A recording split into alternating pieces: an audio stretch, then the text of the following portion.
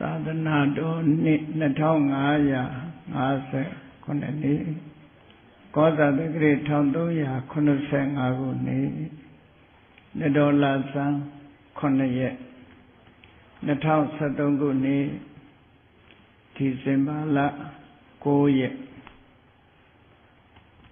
အကွေတိုင်းဒေသကြီးပခုက္ကူမြို့မတ်3ရပ်ကွက်တိလောကရမကျောင်းတိုက်ဓမ္မဗိမာန်တော်ကြီးအတွင်ဆင်းကျင်းပပြုလုပ်အပ်သည့်ပခုက္ကူမြို့အမှတ်6ရပ်ကွက်စတိလလမ်းနှင့်ကန္နာယုံလမ်းတောက်မေတ္တာရှင်ပရဟိတလူမှုကူညီရေးအသင်းမြို့မေတ္တာရိပ်ညုံကရုဏာစေကံဖွင့်ပွဲမင်္ဂလာနှင့်စေရနာမွန်ဘဟင်ပရဟိတအသင်းဖွင့်ပွဲမင်္ဂလာဆင်ရရာနှင့်စာလျင်သည့်ဓမ္မသဘင်အခမ်းအနားဝယ်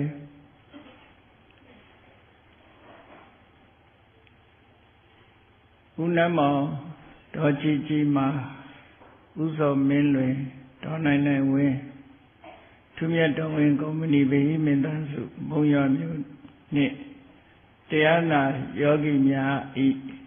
အမတဒါနဓမ္မဒါနအဖြစ်ဖြင့်ဟောကြားအပ်သောမိဘနှင့်သားသမီးအကြားမှန်ကန်သောအမြင်များအကြောင်းတရားဒေသနာတော်ဒီကနေ့ညတပါးသဘင်ခန္ဓာကိုရှင်ဘုန်းတော်သခင်ရှင်တော်မြတ်ဖရာ၏မဟာကရုဏာဂုဏ်ကိုအာယုံပြုကာတိကျုဖွဲ့ဆိုအပ်သောဝန္ဒနာပနာမအာတိတဂါထာကိုရွတ်ဆိုပူဇော်ခြင်းဖြင့်စတင်ကြရအောင်ယောကပဂောတိဟိပိယပမေယံကာလံကရွန်တောတိဒုက္ခရာနိခေရံကတောလောကဟိတယာနာထောနမောမာကာရုဏိကတတတယောနာထောဝိနိယမြာစွာတတဝါဤချမ်းသာစီပါလိုလားတောင်းတဂုံပေါင်းခါသဖြင့်နာထမြညာခြင်းရှင်တော်မြတ်ဖရာသည်ကဗ္ဗဂောတိဟိပိဂရေကဘာအရေးအတွက်တင်ချတို့ဖြင့်တော်လဲ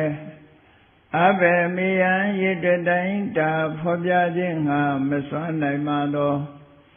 ကာလံလေးအတင်ချေသိမ့်နေကဘာရှိကြသောကာလပတ်လုံးလောကဟိတယတတ္တလောကဤအကျိုးစီးပွားအလိုငါအတိဒုက္ခရာနိဥ္စာအသက်ချေလက်အင်္ဂါမေတ္တာကြီးမှသမိတာနှင့်တထာဇနီစွန်ခြင်းကြီးဟုကျက်တိထဝေငါးသွဲအစုအလုံးခဲရင်တော်မူတော်ကိုကရွန်တော်ဖျားဖြစ်ရန်ရည်တန်ကြုတ်ကုတ်အာထုတော်မူရသည်ဖြစ်၍ခေရန်လက်ချေမျက်လုံးအသက်ဆုံးလည်းရဲ့နှလုံးစိတ်ဝံကိုယ်တော်ဤပင်မညေသို့ကတောဘဝတဏ္ဍကျိန်ဖန်များစွာရောက်တော်မူခဲ့ရရှာလေပြီမဟာကရုဏီကတတတဝါများရင်ဝဲသားကဲ့သို့တနာဖြစ်ခင်မဟာကရုဏာရှင်ဖြစ်တော်မူသောတသနာထသဝိနည်းများစွာတတဝါဤချမ်းသာစီးပွားလိုလားတောင်းတဂုံပေါင်းခါသဖြင့်နာထမြညာထိုရှင်တော်မြတ်ဖရာအားနမောယုတိပြောင်းမံကိုလျော်၍ကရောယုကျိုးရှိခိုးခြင်းသည်အထုဘဝတုစင်စစ်မသွေဖြစ်ပါစေတည်း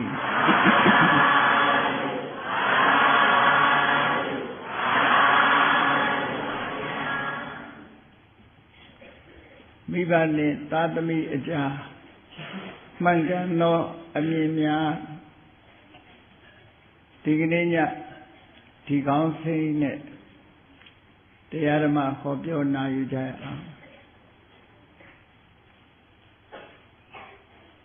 မိဘနဲ့သားသမီးအကြားမှန်ကန်သောအမြင်များလို့ဆိုတော့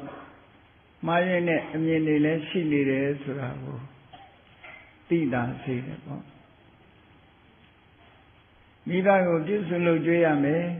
မိဘကိုယူသွလေးစားရမယ်ဆိုတဲ့ဒီအဆုံးအမဟာ မြတ်ဗုဒ္ဓရဲ့အဆုံးအမသာဖြစ်တယ်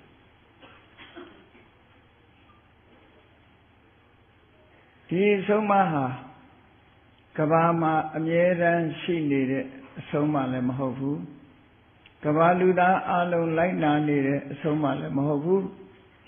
သူတော်ကောင်းတွေကဆုံးမဩဝါဒပေးတဲ့အခါမှသာလေလူတွေရဲ့အတိုင်းဝိုင်းဟာမိဘနဲ့သာသမီအကြာမှန်ကန်တဲ့အမြင်များကိုရရှိကြတာဖြစ်တယ်မြတ်စွာဘုရားရဲ့အဆုံးအမတည်ရှိနေမှသာလေကမ္ဘာလောကကြီးတစ်ခုလုံးဟာသာယာအေးချမ်းပြီးတော့ဘဟုဇနဟိတအများကောင်းစားဖို့အတွက်ဘဟုဇနဒုက္ခအများချမ်းသာဖို့အတွက်ဆိုတာဖြစ်လာနိုင်တယ်မြတ်စွာဘုရားအဆုံးအမကွယ်ပြောက်သွားပြီဆိုလို့ရှိရင်တော့ဒီမင်္ဂန်သောအမြင်တွေကွယ်ပြောက်သွားတာနဲ့တပြိုင်နက်လူသားတို့ရဲ့လူလောကကြီးဟာကျဆင်းသွားပြီနောက်ဆုံးမှာတိရစ္ဆာန်လောကအဆင့်ရောက်သွားနိုင်တယ်လို့ဆိုတာတတိထားကြဖို့ပေါ့နော်တမန်အပြင်တော့ဘုရားဘာသာဝင်သူတော်စင်တွေငယ်စဉ်တောင်ကြီးကလေးဘဝကလေးကမာတာပိတုဥပဋ္ဌာဏမိဘဆိုတာပြုစုလို့ကြွေးရမယ်ဆိုတာငယ်ငယ်လေးကဒီအတွေးဟာဝင်လာတာအဲ့တော့ဒီအတွေးဝင်တာမြန်မာလူမျိုးတွေမှသာဒီအတွေးဝင်တာကမ္ဘာမှာရှိတဲ့လူကြီးတန်ပေါင်း9000ကျော်သောလူတွေကြားထဲမှာဒီအတွေးမရှိတဲ့လူကအများကြီးပဲအဲ့တော့လွယ်လွယ်နဲ့ဒီအတွေးရတယ်လို့တော့မအောင်မေ့သေးနဲ့မမှန်ကန်တဲ့အမြင်တွေဆိုတာလောကမှာရှိနေတယ်ပြောရမယ်ဆိုရင်မြတ်စွာဘုရားပွင့်တဲ့အချိန်တုန်းကခေတ်ပြိုင်ဘုရားနဲ့ပြိုင်လို့ပွင့်လာတဲ့အစိတကေတကမ္မလာဆိုတဲ့အစိတဆိုတဲ့နာမည်နဲ့နတ္ထိကဝါဒကိုဟောပြောနေတဲ့ဥစ္စေရဝါဒခုခေတ်လို့ဆိုရင်တော့ materialism ပေါ့ရုပ်ဝါဒီလို့ပြောမှာပေါ့ materialist ရုပ်ဝါဒကိုဆွဲကင်ထားတဲ့အစိတသူရဲ့ဟောပြောချက်ထဲမှာညင်းပယ်မှု10မျိုးအဓိကထားပြီးပြောတာအဲ့ဒီမှာဘာပါတော့လို့ဆိုတော့နတ္ထိမာတာနတ္ထိပိတာဒီစကားလုံးကိုအဓိပ္ပာယ်တိုက်ရိုက်ပြန်လို့ရှိရင်နတ္ထိမာတာအမေဆိုတာမရှိဘူးနတ္ထိပိတာအဖေဆိုတာမရှိဘူးတဲ့သူ့အမြင်ကနော်လောကမှာအမေအဖေမရှိဘူးလို့ပြောခြင်းဟာအမေကိုအသိမှတ်မပြုခြင်းနဲ့အဖေကိုအသိမှတ်မပြုခြင်းပဲဖြစ်တယ်ပေါ့ဒီဝါဒဟာအလွန်ကြမ်းတမ်းရက်ဆက်ပြီးတော့လူလောကကြီးကိုတိရစ္ဆာန်အသွင်ရောက်ရှိသွားအောင်တွန်းပို့တဲ့ဝါဒကြီးတစ်ခုသာဖြစ်တယ်ပေါ့အဗ္ဗဒံကြောက်စရာကောင်းတဲ့ဝါဒကြီးမြတ်ဗုဒ္ဓရဲ့အယူဆကအဋ္ဌိမာတာအဋ္ဌိပိတာအမေအဖေဆိုတာရှိတယ်အမေကိုအသိမှတ်ပြုတယ်အဖေကိုအသိမှတ်ပြုတယ်ဒီလိုရှိတာနော်အမေအဖေကိုအသိမှတ်ပြုခြင်းအပြင်မိဘရဲ့ခြေဆုတရားဆိုတာလည်းရှိတယ်ဆိုတာအသိမှတ်ပြုပြီးတာဖြစ်ပါဒါကြောင့်မို့ဘုရားရဲ့အဆုံးအမကြတော့မာတာပိတုဥပဋ္ဌာဏံပန္တိတပညတံတပ္ပုရိတပညတံလို့သဗ္ဗိသုတ်တံမှာတော့ဒီလိုဟောထားတာရှိသေးတယ်မာတာပိတုဥပဋ္ဌာဏမိဘကိုပြုစုလုပ်ကြွေးခြင်းသည်ပန္တိတပညတံပညာရှိသည်အတိမတ်ပြုသောအရာဖြစ်တယ်တပ္ပုရိတပညတံလူတော်လူကောင်းတွေအတိမတ်ပြုတဲ့အရာသာဖြစ်တယ်လို့ဒီစကားကိုကြည့်မယ်ဆိုလို့ရှိရင်ပညာရှိတဲ့ပုဂ္ဂိုလ်ကသာမိဘကိုပြုစုလုပ်ကြွေးသင့်တယ်လို့ဆိုတဲ့အယူဆကိုယူဆတာဖြစ်တယ်သူတော်ကောင်းကသာလင်မိဘကိုပြုစုရတယ်ဆိုတဲ့အယူဆယူဆတာဖြစ်တယ်အဲ့တော့ကမ္ဘာလောကမှာရှိတဲ့လူတိုင်းဟာမိဘရဲ့ခြေဆုတရားမပြောနဲ့မိဘကိုတော့အသိမှမပြုဘူးလို့ဆိုတာအမှန်တမ်းထင်ရှားတယ်နော်ဒီကနေ့ဗုဒ္ဓဘာသာထွန်းကားတဲ့ မြန်မာနိုင်ငံမှာပင်လင်မိဘကိုစော်ကားမော်ကားပြောတာတို့မိဘကိုဒီတပ်ဖြတ်ကျူးလွန်ပြီးတော့မာတုကာရကကံပိတုကာရကကံကျူးလွန်တာတွေဆိုတာတော်တော်လေးတွေ့လာရတယ်ပေါ့ဒါဟာမိဘအပေါ်လေးစားမှုကျေးဇူးတရားသိတတ်မှုဟာလျော့နေလာတဲ့အထိပ္ပယ်ကိုဖော်ပြဒီလိုလျော့နေလာခြင်းဟာကောင်းတဲ့အသွင်လက္ခဏာမဟုတ်ဘူးဆိုးဝါးမဲ့အသွင်လက္ခဏာတစ်ခုဖြစ်လာဒါကိုတတိထားပြီးတော့သူတော်ကောင်းတရားထွန်းကားနေအောင်မိဘဆိုတာရှိတယ်မိဘရဲ့ခြေဆုတရားဆိုတာရှိတယ်မိဘကိုပြုစုရင်ကောင်းကျိုးချမ်းသာတွေရတယ်မိဘကိုစော်ကားရင်မကောင်းတဲ့အကျိုးတွေရတယ်ဆိုတဲ့ဒီအတွေးခေါ်အမြင်တွေလူငယ်လူရွယ်တွေရဲ့ကြားမှာဆွဲဆွဲမြဲမြဲကြီးလူယဉ်ကျေးမှုတွေရဲ့လူယဉ်ကျေးတို့ရဲ့ကြားမှာဆွဲဆွဲမြဲမြဲရှိနေဖို့ဝိုင်းဝန်းပြီးဆောင်ရွက်ကြ။ဘာဖြစ်လို့လဲဆိုတော့ဒါဟာဘုရားရဲ့အဆုံးအမသုကတဝိနည်းလို့ခေါ်တယ်။မြတ်စွာဘုရားရဲ့အဆုံးအမမြတ်စွာဘုရားရဲ့အဆုံးအမဆိုတာတစ်လုံးပဲဖြစ်ဖြစ်နှလုံးပဲဖြစ်ဖြစ်အများအကျိုးအတွက်ဖြစ်တယ်။ကုသိုလ်ကောင်းမှုရဖို့အတွက်ဖြစ်တယ်။ကောင်းကျိုးချမ်းသာတွေရဖို့အတွက်ဖြစ်တယ်။ဘယ်ကိစ္စမှာပဲဖြစ်ဖြစ်ကောင်းတာလုံးဝကောင်းကျိုးရနိုင်တယ်။အခြေအနေကောင်းမှဒုက္ခဆိုတာလဲလာတယ်။ဟိတနဲ့ဒုက္ခတွဲလာတာဖြစ်တယ်။မကောင်းတဲ့အတွေးခေါ်တွေကအာဟိတလို့ခေါ်တယ်။အာဟိတတွေလက်ခံလာပြီဆိုလို့ရှိရင်တော့ဒုက္ခနဲ့ပဲတွေ့မှာပဲနောက်မှာဟိတဆိုတဲ့ကောင်းကျိုးချမ်းသာကိုရစေနိုင်တဲ့အခြေအနေကောင်းတွေကိုလက်ခံထားမှသာလျှင်ဒုက္ခလို့ဆိုတဲ့ချမ်းသာကိုရမှာဖြစ်။ဒါကြောင့်မို့ဟိတဒုက္ခဆိုတဲ့ဒီစကားလုံးနှလုံးကိုတွဲဖက်ပြီးတော့သုံးထားတာဟိတဆိုတာအခြေအနေကောင်းတာကိုခေါ်တာဒုက္ခဆိုတာကောင်းကျိုးချမ်းသာကိုပြောတာဆိုပါတော့ပခုတ်ကူမျိုးကြည့်တရားကြီးဖောင်းလိုက်တဲ့အခါကျသွားရည်လာရေးအခြေအနေတွေကောင်းမသွားဘူးလားအဲ့ဒါအခြေအနေကောင်းလို့ခေါ်တယ်အဲ့ဒီအခြေအနေကောင်းကိုအကြောင်းပြုပြီးတော့သွားရည်လာရေးလွယ်ကူအယောင်းဝယ်တွေတိုးတက်ဖွံ့ဖြိုးလာတယ်ဒါကဖွံ့ဖြိုးတိုးတက်လာသည့်အတွက်ကြောင့်ဒုက္ခစီးပွားဥစ္စာတွေတိုးတက်ပြီးချမ်းသာကြွယ်ဝလာတယ်ဆိုတာဒါကိုဆိုလို့တာနော်ဟိတနဲ့ဒုက္ခဆိုတာတွဲဖက်ထားတာအခြေအနေကောင်းမှဒုက္ခဆိုတာရတာဘယ်နေရာပဲဖြစ်ဖြစ်အခြေအနေမကောင်းရင်ဒုက္ခဆိုတာမရနိုင်ဘူးအခြေအနေကောင်းဆိုတာစီးပွားရေးအခြေအနေကောင်းရှိတယ်ပညာရေးအခြေအနေကောင်းရှိတယ်လူမှုရေးအခြေအနေကောင်းရှိတယ်အဲ့လိုကျန်းမာရေးအခြေအနေကောင်းရှိတယ်ဆေးရုံကြီးတွေဆေးကန်းကြီးတွေရှိရင်ကျန်းမာရေးအခြေအနေကောင်းလို့ပြောရမှာပဲအယောင်းဝယ်တွေဖွံ့ဖြိုးတိုးတက်လို့ဒီမှာရောင်းရည်ဝယ်တာတွေကောင်းတယ်လမ်းမဆက်သွယ်ရေးကောင်းတယ်ဆိုစီးပွားရေးအခြေအနေကောင်းလို့ပြောရမှာတက္ကသိုလ်ကြီးတွေဖွင့်ထားတယ်ကျောင်းကြီးတွေဖွင့်ထားတယ်ဒါကပညာရေးအခြေအနေကောင်းလို့ခေါ်တယ်အဲဒီလိုအခြေအနေကောင်းတွေမရှိဘဲနဲ့ဒုက္ခဆိုတဲ့ချမ်းသာဟာဘယ်နည်းနဲ့မှမဖြစ်နိုင်ဘူးအဲ့ဒါလိုပဲဒီမိဘနဲ့သားသမီးအကြားမှာမိဘဆိုတာရှိတယ်အမေဖေဆိုတာရှိတယ်အမေဖေပေါ်မှာပြုစုလို့ကျွေးရင်ကောင်းကျိုးချမ်းသာရတယ်အမေဖေကိုစော်ကားရင်ပြစ်ရှိတယ်လို့ဆိုတဲ့ဒီအမြင်ဟာဟိတလို့ခေါ်တယ်ခြေနေကောင်းအဲ့ဒီအမြင်ရှိနေတဲ့များကာလပတ်လုံးလူလောကကြီးဟာตายရာချမ်းမြေ့ပွဲဖြစ်လာတဲ့ဒုက္ခဆိုတာကိုရမှာပဲအကယ်၍ဒီအဆုံးမှအယူအဆဒီအမြင်ပျောက်ကွယ်သွားပြီဆိုလို့ရှိရင်လူလောကကြီးဟာဟိတဆိုတာပျောက်ကွယ်သွားသည့်အတွက်ကြောင့်ဒုက္ခလည်းပဲပျောက်ကွယ်သွားမှာပဲလို့ဒီလိုပြောတာနော်အကြောင်းကျိုးဆိုတာဆက်ပြီးတော့နေတာဒါကြောင့်မို့လို့တမ္မန်လို့မအောင်မေ့နဲ့မင်္ဂလာတုတ်ထဲမှာပါနေတာပဲမာတာပိတုဥပဋ္ဌာဏဒါမင်္ဂလာတစ်ပါးမင်္ဂလာတစ်ပါးနဲ့လူတိုင်းသိတယ်တကယ်ကိုမင်္ဂလာပဲဒါတကယ်လို့ပျောက်ကွယ်သွားပြီဆိုလို့ရှိရင်သွားရောပြဿနာတွေအများကြီးတက်လာလိမ့်မယ်လူလောကကြီးရဲ့အခြေအနေတစ်ခုဟာအများကြီးဆုတ်သွားနိုင်တယ်ဆိုတာကိုစဉ်းစားကြည့်ဒါကြောင့်မို့ အဋ္ဌိမတ္တအဋ္ဌိပိတမိဘဆိုတာရှိတယ်ဆိုတဲ့အယူဆဟာဘုရားမြတ်စွာလူပညာရှိပုဂ္ဂိုလ်တွေသူတော်ကောင်းပုဂ္ဂိုလ်တွေက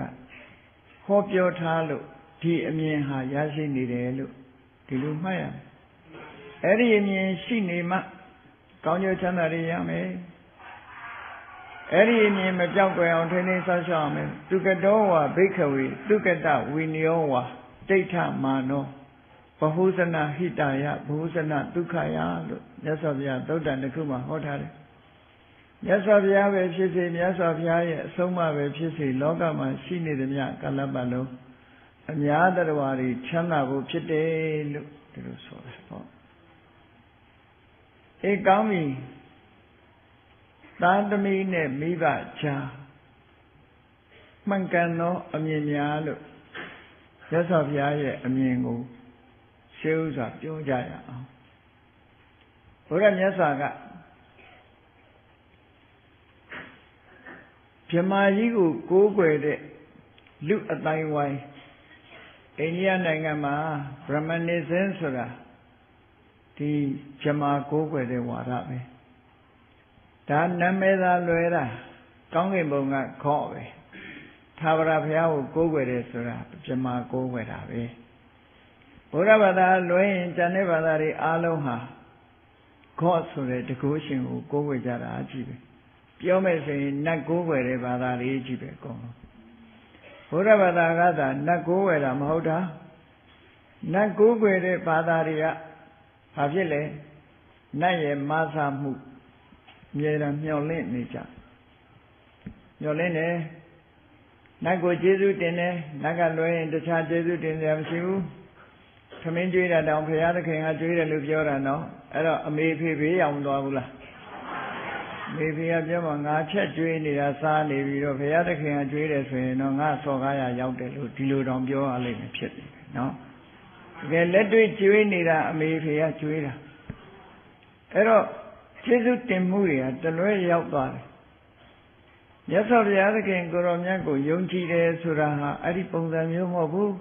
တတ္တဟတိတထာဂတတဘောဓိမြတ်စွာဘုရားရဲ့အသိဉာဏ်ကိုယုံကြည်တာ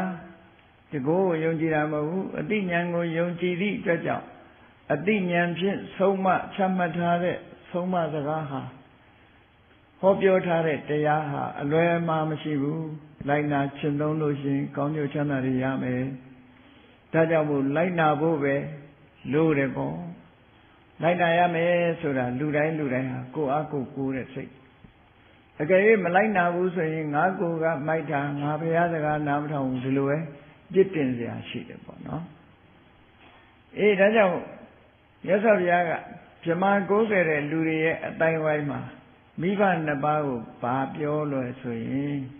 မိဘကိုတလေးတစားအိမ်ဦးမှာထားပြီးတော့ပြုစုဆောင်းလျှောက်ကြတဲ့သားသမီးတွေဟာဗြဟ္မာနဲ့အတူနေတဲ့သားသမီးလို့ဒီလိုကင်မွန်တက်ပေးတာမြတ်စွာဘုရားမိဘကိုလေးစားလို့ရှိရင်ဒါဗြဟ္မာကိုလေးစားတယ်ဆိုတဲ့အဓိပ္ပာယ်ခေါဏဟာနဲ့ကြွာသွားတယ်နော်ခေါဏကမိဘကကျွေးနေတဲ့ခြေစုကိုတာဖယ်ထားပြီးဘုရားသခင်ကကျွေးတယ်လို့တွေးတာအခုကအေးမိဘဟာဘုရားသခင်ပဲလို့ပြောတဲ့အဓိပ္ပာယ်မျိုးရောက်တယ်နော်ဒါတခုမြတ်စွာဘုရားကလက်တွေ့ကြတာကိုပဲလက်ခံပြီးတော့ဟောပြောတယ်သဘာဝကြတဲ့တရားကိုမှတ်သားကြ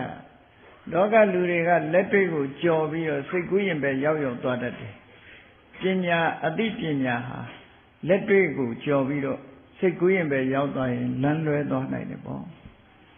နောက်တစ်ခုကတော့မိဘကိုပုပ္ပါစရိယာတဲ့လက်ဦးဆရာလို့ဒီလိုနာမည်ပေးတယ်မြတ်စွာဘုရားလက်ဦးဆရာတဲ့ဟုတ်တယ်သာသမီတွေထွန်းကားလာတဲ့အခါမိဘတွေကသွန်သင်ဆုံးမကြတယ်ငယ်လေးတွေကခုကြည့်လေဘုရားဘာသာမိဘတွေဆိုရင်ဘုရားရှိကလေးလေးလက်ဦးချီခိုင်းတယ်ရှိခိုးခိုင်းတယ်တန်ဃာတွေနဲ့တွေ့ရင်လက်ဦးချီခိုင်းတယ်ရှိခိုးခိုင်းဒါလေးတွေဟာသင်ပေးနေတာလေဣတိပိသောသင်ပေးတယ်တန်ဗုဒ္ဓေသင်ပေးတယ်သင်ပေးနေတာပဲနမောတတ္တသင်ပေးတယ်အဲ့ဒါလို့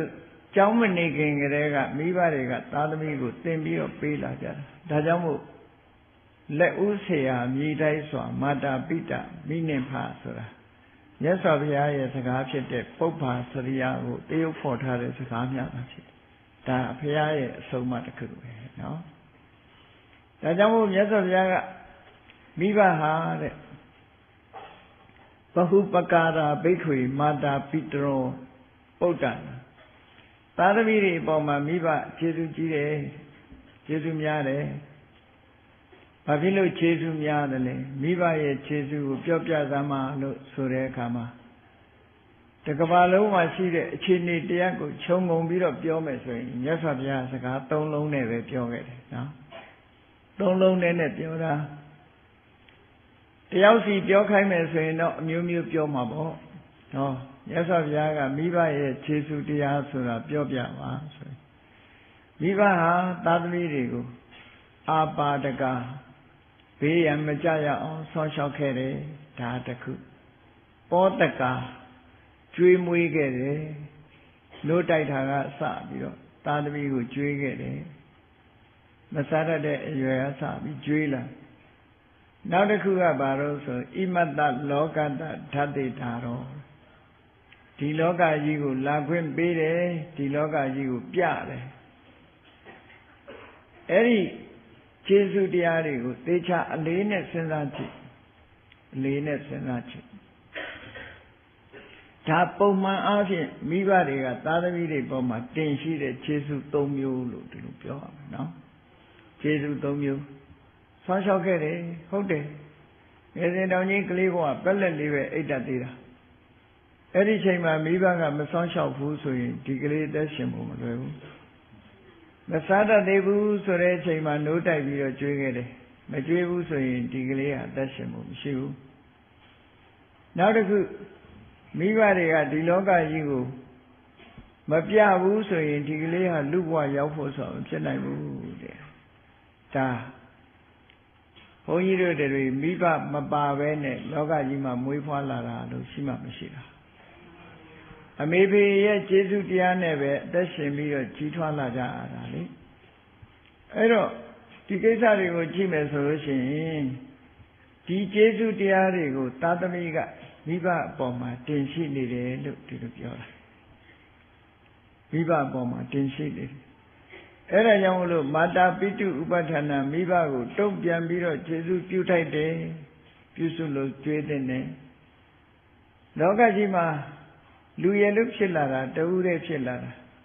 တဦးတည်းဖြစ်လာတယ်ဆိုတာတချို့ကပြောလိုက်မယ်အမှားဘူးကြတော့ဘယ်လိုလုပ်မလဲကောနော်ဒါလည်းတယောက်နဲ့တယောက်သိတာမှမဟုတ်တာနော်မတော်တဆတွဲမိကြတာရှိတာလာတော့ကကိုတယောက်တည်းလာတာပဲအကုန်လုံးလောကကြီးထဲဝင်လာတယ်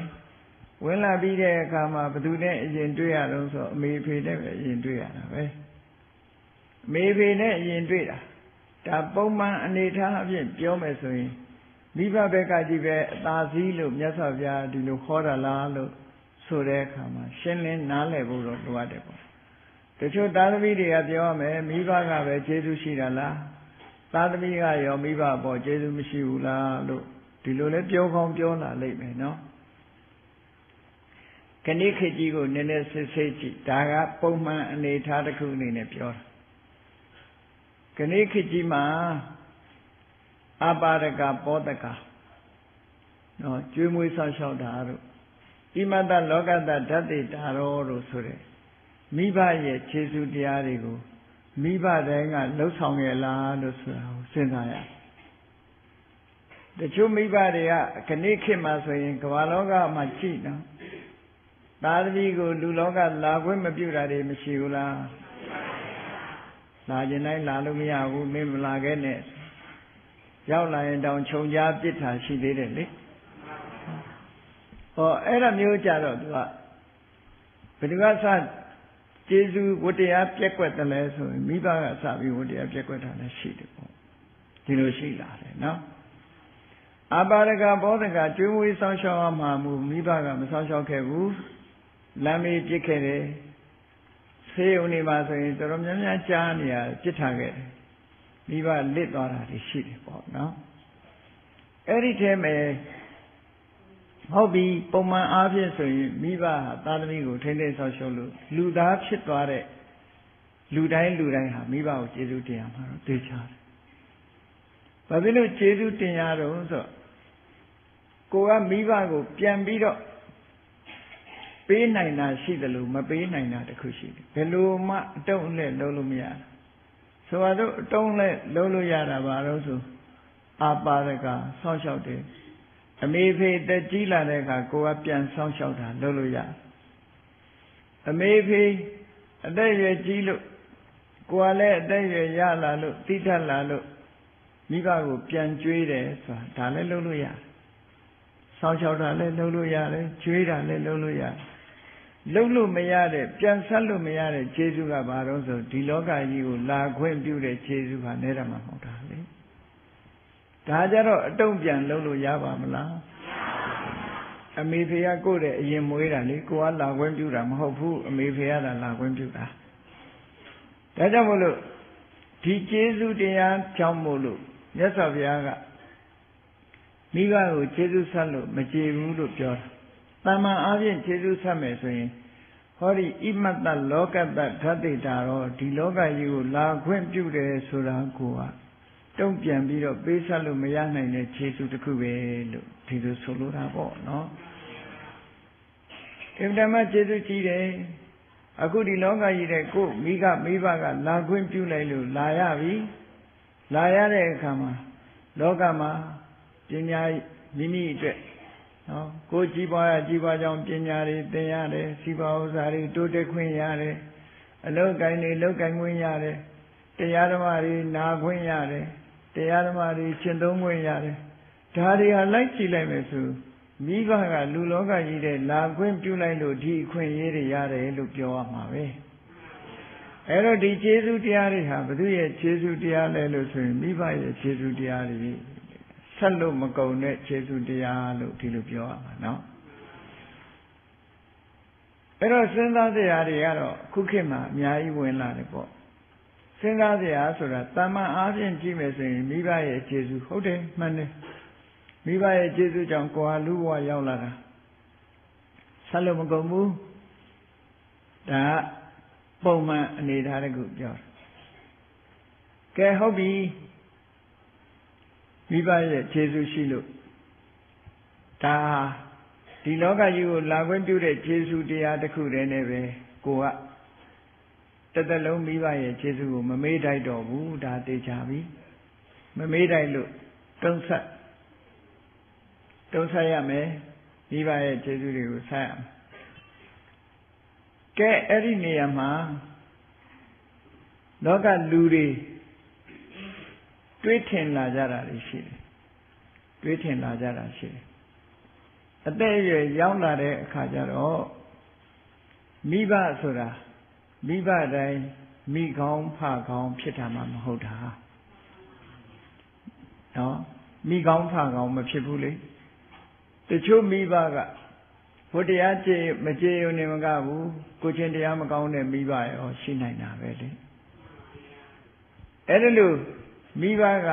၅ပါးသီလမလုံးဘူးဆိုပါစို့ကိုချင်းတရားမကောင်းဘူးအဲ့ဒါလို့ကိုချင်းတရားမကောင်းတဲ့မိဘကိုသားသမီးကစော်ကားရင်ရောအပြစ်ရှိသလားလို့ဒီလိုမေးလာတဲ့အခါကျတော့ကျေးဇူးဆိုတာကျေးဇူးပဲလေကျေးဇူးဆိုတာကျေးဇူးတရားမိဘကသားသမီးနဲ့ဘယ်သူကအရင်မွေးတာတုန်းဆိုမိဘအရင်မွေးတာမိဘအရင်မွေးလိုက်လို့မိဘကကိုယ့်ကိုစောင့်ရှောက်ပြီးတော့ဒီလောကကြီးတဲ့လက်ခံလိုက်လို့ကိုယ်ဒီလောကကြီးတဲ့ရောက်တာလို့ဆိုတော့မိဘရဲ့ကျေးဇူးဟာကိုယ့်ပေါ်မှာရှိနေတယ်ဘယ်လိုနည်းနဲ့မှမိဘကိုစော်ကားလို့မရဘူးဒါမိဘကိုစေတနာစိုးနဲ့သေစေလိုတဲ့စိတ်နဲ့ဒေါသနဲ့မိဘကိုတတ်မယ်ဆိုရင်တော့မာတုကာရကပိတုကာရကခံထိုက်တာပဲဆိုးတဲ့မိဘဖြစ်ဖြစ်ကောင်းတဲ့မိဘဖြစ်ဖြစ်ဘယ်မိဘပဲတောင့်ဘယ်မိဘပဲတတ်မိဘကအရက်တွေဘလို့တောင့်နေအကျင့်စာရိတ္တဘလို့ဆိုးနေ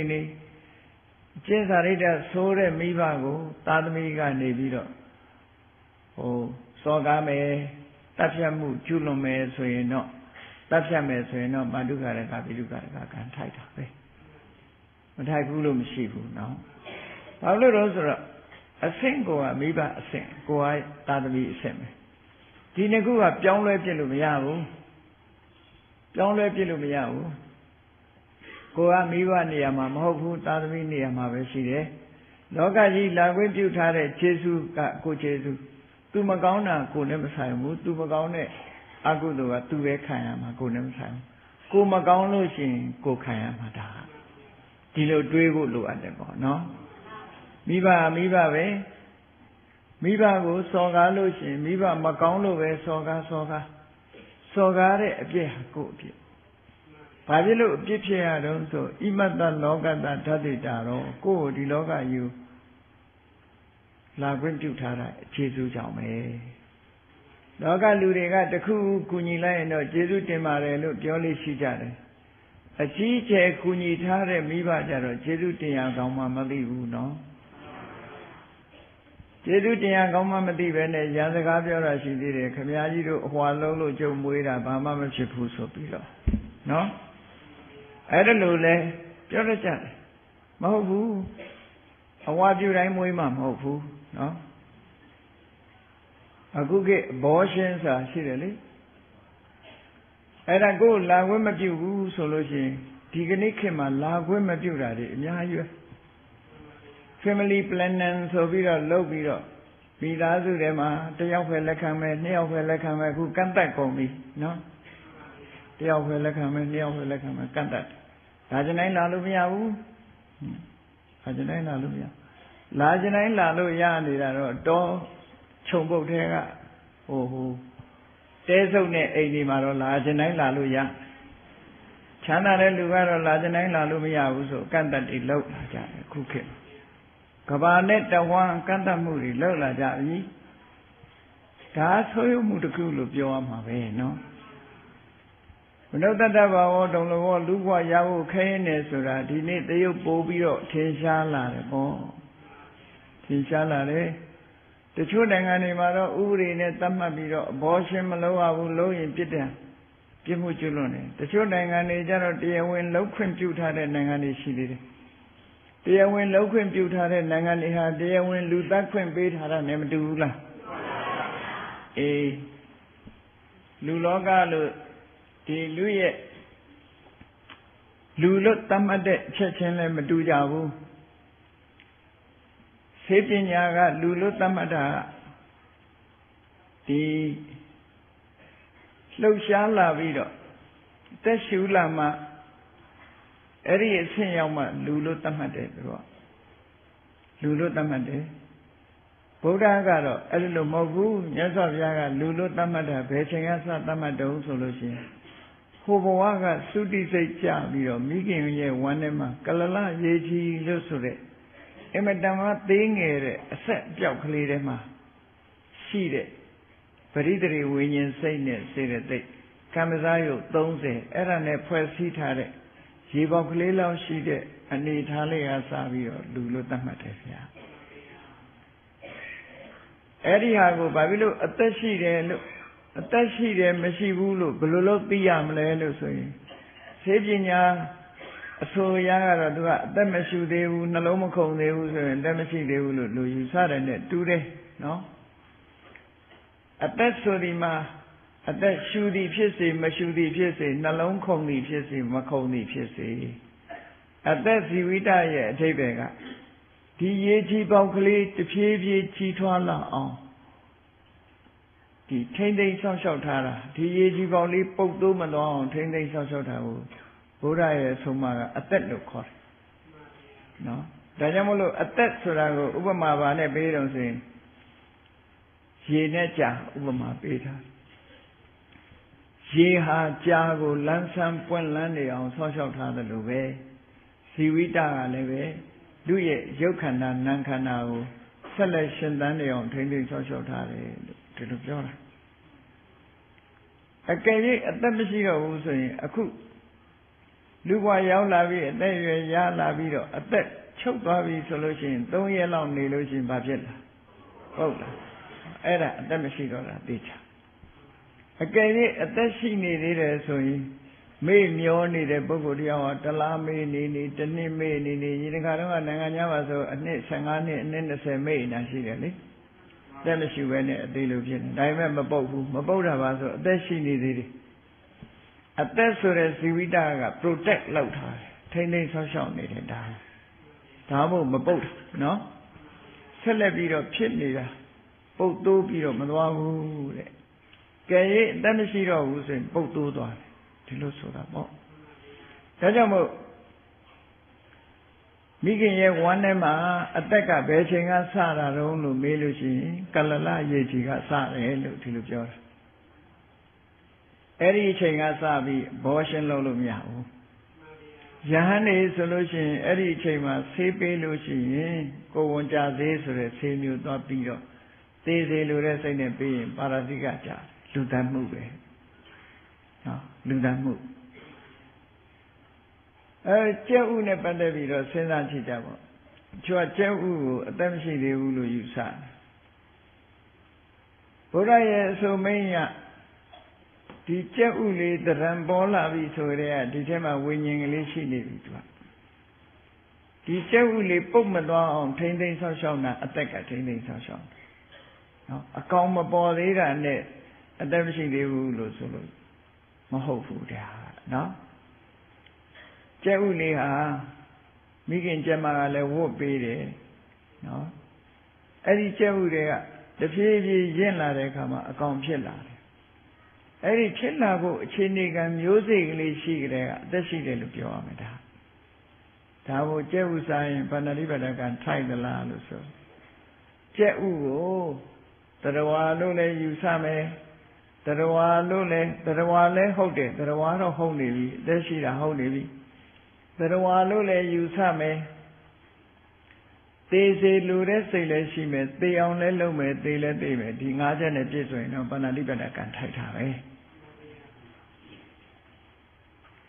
အဲ့တော့တရားလို့မယူဆဘူးအသက်မရှိဘူးလို့ယူဆပြီးစားနေရင်တော့လေသေမှုတော့ဖြစ်မှာပေါ့လေပဏာတိပဒအင်္ဂါရတော့မပြည့်ဘူးလို့ဒီလိုပြောမှာပေါ့နော်ဒီလိုဆိုလိုတာပေါ့ဒါကြောင့်မလို့ပဏာတိပဒကင်းလို့ခြင်းတဲ့ပုဂ္ဂိုလ်ကြီးငါးပါးသီလလုံးလုံးချုံချုံမိမိတန်တန်ရှင်းရှင်းနေခြင်းတဲ့ပုဂ္ဂိုလ်ကြီးကြတော့ကျက်ဥဆိုတာကိုမစားကြဘူးပေါ့သိပြီးတော့အစိမ်းကိုမစားကြဘူးပေါ့နော်ဒီလိုဆိုလိုတာအသက်လို့သတ်မှတ်ပုံချင်းဟာလောကသတ်မှတ်ချက်နဲ့မြတ်စွာဘုရားရဲ့သတ်မှတ်ချက်မတူဘူးဆိုတာလေးကိုတော့သတိထားပေါ့ဒါကောင်းပြီလူဘဝရလာကြတယ်လူဘဝရလာပြီအဲ့လိုရလာတဲ့အချိန်မှာမိဘနဲ့သားသမီးဆက်ဆံမှုဆိုတာနှစ်ခုဖြစ်လာအဲ့ဒီနေရာမှာဒီလိုတရုပ်ခွဲလို့ရမိဘကကိုချင်းသီလမရှိဘူးသားသမီးကကိုချင်းသီလရှိတယ်သားသမီးကကိုချင်းသီလမရှိဘူးမိဘကကိုချင်းသီလရှိတယ်သားသမီးရောမိဘရောကိုချင်းသီလမရှိဘူးနောက်သားသမီးရောမိဘရောကိုချင်းသီလနဲ့ပြည့်စုံတယ်လို့၄မျိုးမိသားစုကို၄မျိုးဒီလိုခွဲလို့ရဘယ်လိုအနေထားမှာပဲရှိရှိသားသမီးဒီမိဘကိုစော်ကားရင်ဖြစ်ရှိတယ်ဘယ်လိုမိဘမျိုးပဲဖြစ်ဖြစ်စော်ကားရင်ကိုကသားသမီးဖြစ်ခြင်းကြောင့်ကိုယ့်ရဲ့ယာတုကနေမိသားပဲလေနေမိသားဆိုအထက်လူကြီးကိုပြန်ပြောမှုနဲ့အဲ့ဒီမှာသူကအပြစ်ရှိတာပဲဒါကိုတစ်ဖက်သက်လို့ပြောရမှာလားဆိုဘယ်ဟုတ်မလဲနော်ကျေးဇူးတရားဆိုတာကိုယ့်ရဲ့အရင်ရောက်တဲ့ကကိုယ့်ကိုလှုပ်ပေးထားတဲ့ကျေးဇူးတရားဆိုတာရှိတယ်တင်းနေတာကိုယ်ကကျေးဇူးတင်ဒါကြောင့်မလို့ကိုချင်းတရားကောင်းတဲ့မိဘပဲဖြစ်စေမကောင်းတဲ့မိဘပဲဖြစ်စေသားသမီးကစော်ကားလို့ရှိရင်တော့ဒီအပြစ်ရှိတာပဲတခါဒီလိုခွဲတာလည်းရှိတယ်အမေကသီလရှိတယ်အဖေကသီလမရှိဘူးပါဏာတိပါဒဒီမာတုကာရကပိတုကာရကကံနှစ်ခုစလုံးကျွလွန်တယ်အမေရောဖေရောတတ်တယ်ဆိုတဲ့လူကြတော့ဘယ်အကုသိုလ်ဟာအကျိုးပေးတော့ဆို တီလရှိတဲ့ဟာကပို့ပြီးကျိုးပေးတီလရှိတဲ့အမေဖေကိုတိုက်ရင်ကိုကျိုးအပြစ်ကြီးတယ်ပေါ့အဲ့တော့မိဘနဲ့အမေနဲ့အဖေနှစ်ယောက်စလုံးတတ်လို့ရှိရင်တော့ဘယ်ဟာကပို့ပြီးတော့အကုသိုလ်ကြီးတော့ဆိုရင်အမေကိုတတ်တာပို့အကုသိုလ်ကြီးတယ်လို့ဘာဖြစ်လို့အမေကိုမျက်နှာလိုက်ရတာတော့ဆိုမျက်နှာလိုက်တာမဟုတ်ဘူးအမေကပို့ပြီးတော့လောက်ရတယ်လေအဖေဆိုတဲ့လူကခတ်ဝေးဝေးနေတဲ့လူဟိုအမေကအကုန်လောက်ရတာလေသာသမီအပေါ်မှာပြုစုဆောင်ရှောက်တဲ့နေရာမှာအမေကအဓိကဖြစ်တယ်ဒါကြောင့်မို့လို့အမေကျေးဇူးကပိုများတယ်လို့ဒီလိုပြောမှာဒါကြောင့်မို့ရှေ့ကထားတဲ့အခါမှာလဲမာတာပိတုမာတာလို့မခေါ်ဘဲနဲ့မာတာပိတုလို့ဒီလိုသုံးတာလေအတိပ္ပယ်ရှိတယ်ပေါ့နော်အမေဖေသို့တော့စာပေစကားအရာကြတော့မာတာနဲ့ပိတာဆိုတဲ့စကားနှစ်ခုဟာမာတုပိတုမှာအီဆိုတဲ့စကားလုံးအစဉ်တိုင်းပြောမယ်ဆိုရင်မာတာကရှေ့ကနေရမှာပဲအဲ့ဒီဘက်ကကြည့်နော်ဒီဘက်ကကြည့်မယ်ဆိုလို့ရှိရင်တော့ပို့ပြီးတော့သာသမီပုံမှာကျေးဇူးရှိလို့မာတာရှိရနေရတယ်ဒီလိုဆိုအဲ့တော့အချင်းချင်းကောင်းလို့ချက်ပြောရမယ်ဆိုရင်ဘယ်လိုမိဘမျိုးပဲဖြစ်ဖြစ်သာသမီကမိဘကိုပြစ်မှားရင်တော့သာသမီမှာပြစ်ရှိတယ်လို့ဒါကတော့တစ်ချက်ချက်မှတ်ထားရမှာပဲဘယ်လိုမိဘမျိုးပဲဖြစ်ဖြစ်သာသမီကပြုစုရင်အကျိုးရှိတယ်ဒါကတစ်ထစ်ချမှတ်သားရမယ်မြတ်စွာဘုရားရဲ့အဆုံးအမစကားပဲကျေးဇူးရှိတာဟာမိဘသာလည်းဖြစ်တယ်သာသမီကကျေးဇူးအဲ့တော့အမေဖေကကိုယ့်ပေါ်မှာအသာစီးရနေတယ်လို့တော့ဒီလိုမအောင်မေးလိမ့်နဲ့သူကအရင်မွေးတာကိုရမှာပေါ့နည်းနည်းတော့အသာစီးရသို့တော့မိဘဝတ္တရားသာသမီပေါ်မှာထားရမယ်မိဘဝတ္တရားဆိုတာကိုလေမြတ်စွာဘုရားကပုဒ္ဒဓာရတသင်္ဃဟောလို့ဆိုတဲ့စကားပုဒ္ဒသင်္ဃဟသာသမီကိုချီးမြှောက်ဆောင်ရှောက်ရမယ်ဆိုတာမိဘရဲ့ဝတ္တရားတစ်ခုဖြစ်ပါတယ်အဲ့ဒီဝတ္တရားမကျေလို့ရှိရင်မိဘမှလည်းအပြစ်တော့ရှိတာပေါ့ဒါဖြင့်မိဘကသာသမီတတ်လို့ရှိရင်မာတုကာရကပိတုကာရကကံထိုက်တယ်လို့ပုဒ္ဒကာရကကံရောမထိုက်ဘူးလားလို့မေးကြရှိတယ်တတိအတွက်ကြောင့်အကုသိုလ်တော့ဖြစ်တယ်သို့တော့အာနန္ဒရိယကံလို့ဒီလိုပြောလို့မရဘူးကံကြီးထိုက်တယ်လို့ပြောလို့မရဘူးဘာဖြစ်လို့မရတော့ဆိုကိုကသာသမီကဒီမိဘကခေါ်လို့လူဘဝရောက်လာတဲ့ပုဂ္ဂိုလ်ဆိုတော့ကိုကတစ်ဆင့်နှိမ့်နေတယ်ပေါ့နော်အမြဲတမ်းတစ်ဆင့်နှိမ့်နေတယ်ကိုသာသမီကြတော့ကိုကမြင်မှာပေါ့လူတွေကသားဖြစ်လိုက်အဖေဖြစ်လိုက်ဟိုဒီလိုသွားမှာပေါ့နော်အဲ့တော့ဒီအဆင့်မှာကြတော့ကိုကဝါနှိမ့်ဝါငဲနေဝါငဲနေတော့ဝါကြီးဝါငဲဆိုတာဝါကြီးကရှ िख ိုးရတယ်လို့ရှိမှမရှိတာဝါငဲရပဲရှ िख ိုးရမှာပဲဒါကလောကရဲ့အစဉ်လာတစ်ခုပဲလေဒီလိုဆိုတာပေါ့ဒီကနေ့ခေတ်မှာမြန်မာပြည်မှာကိုပြောရမှာကဘာမှာကိုခြုံကြည့်ရရှိသာသမီနဲ့မိဘအကြားမိဘနဲ့သာသမီအကြားဆက်ဆံရေးတွေဟာကျော်ပါလာတယ်ဆိုတာဒီမှန်ကန်တဲ့အမြင်တွေရော့ကျလာတယ်ဆိုတာထင်ထင်ရှားရှားရှိလာဟိုတန်ခါရခြားတွေမှာဆိုလို့ရှိရင်ဘာတွေဖြစ်လာတော့ဆိုသာသမီက16နှစ်ဆိုရင်အရွယ်ရောက်ပြီတဲ့အရွယ်ရောက်တဲ့အခါကျတော့သူတို့နေခြင်းနဲ့စီနေမှာပဲတွားခြင်းနဲ့စီတွားတယ်မိဘရဲ့အုပ်ထိပ်မှုကလွတ်တယ်လို့ဥပရိယသူတို့ဒီလိုဆိုကြတယ်ဆိုသည့်အတွက်ကြောင့်သာသမီကမိဘပေါ်သိပြီးတော့ဂရုစိုက်ကြတော့ဟို16နှစ်ကဆိုလို့ချင်းဘာနဲ့ဥပမာတူတော့ဆိုရင်အတိုက်ထဲကငှက်ကလေးတွေကိုယ့်ကိုပြန်နိုင်ရင်ပြန်သွားတော့တာပဲဒီအတိုက်ပြန်မလာတော့တယ်လို့ပဲအဲ့လိုသွားကြတာညားလေးကတော့အဲ့လိုဖြစ်ပြီမြန်မာပြည်မှာတော့အဲ့လိုမဟုတ်သေးဘူးမိဘနဲ့သာသမီဟာမေတ္တာနှောင်ကြိုးလေးတွေရှိနေသေးတယ်အဲ့ဒီမေတ္တာနှောင်ကြိုးလေးတွေရှိနေတာဟာအလွန်ကောင်းတယ်လို့ပြောရမှာပဲဘုရားခြေပြမှုအတွက်မေတ္တာနှောင်ကြိုးလေးတွေရှိတယ်နိုင်ငံခြားတိုင်းပြည်မှာကြတော့မိဘနဲ့သာသမီဆုံတွေ့ဖို့ဆိုတာလွန်ခဲရင်းသွားတယ်သူတို့ ဘာသာရေးနေ့တွေတို့New Year တို့ဘာတို့မှ Greek ကလေး greeting ကလေးတွေပို့ပြီးတော့ greeting ကလေးနဲ့နှုတ်ဆက်တာပဲရှိတော့နောက်ပိုင်းတချို့နိုင်ငံတွေမှာဆိုလို့ရှိရင်နော်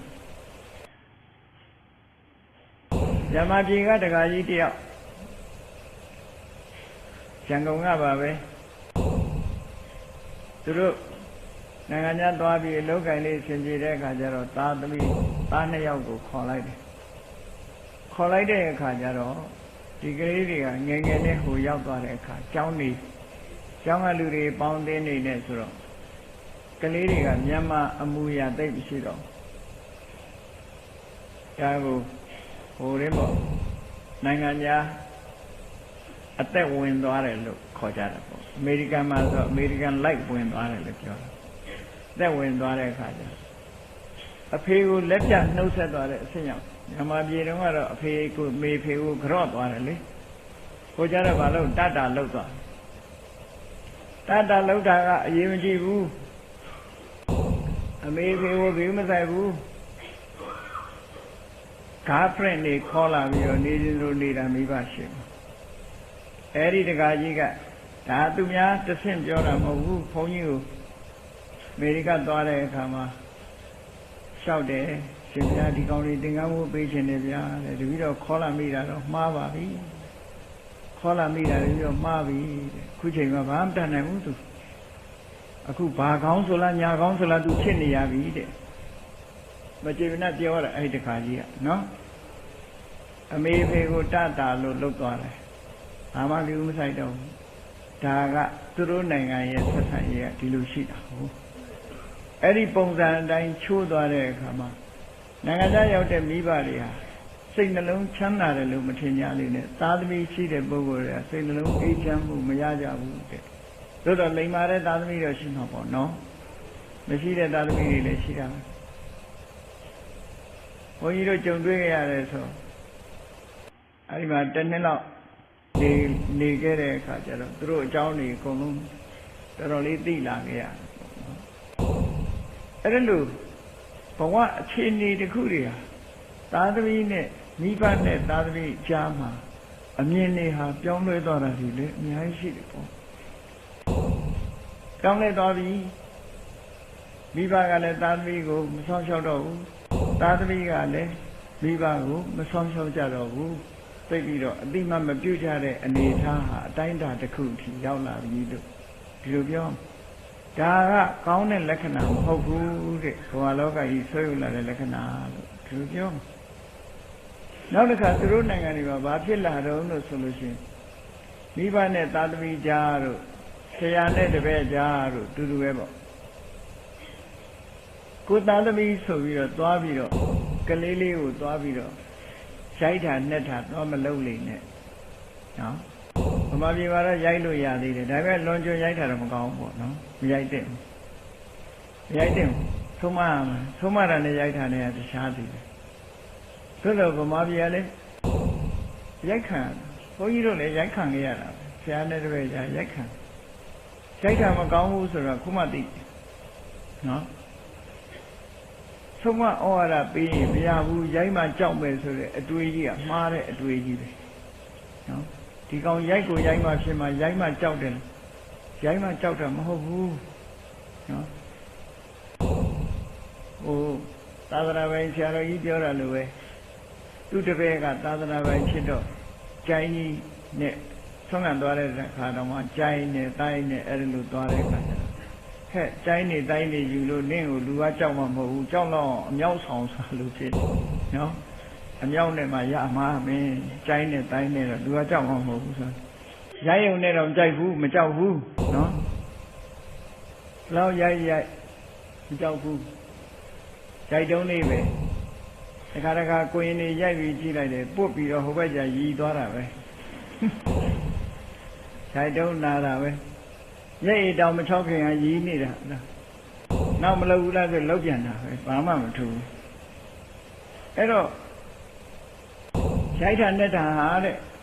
နောက်မောကကြတော့ဘာအကျိုးပေးတတ်တုံးဆိုလို့ရှိရင်ရတာချောတွေပျက်စီးတတ်တဲ့အကျိုးပေးတတ်တယ်စားလို့ရှိရင်ကရင်မကောင်းဘူးဆိုတဲ့လူတွေအဲ့ဒါကြက်တတိထားဟိုဘွားရိုက်လာ green jet there, and Kanaka, who want to be a jacket. Jacket is in green jet, no? Hello,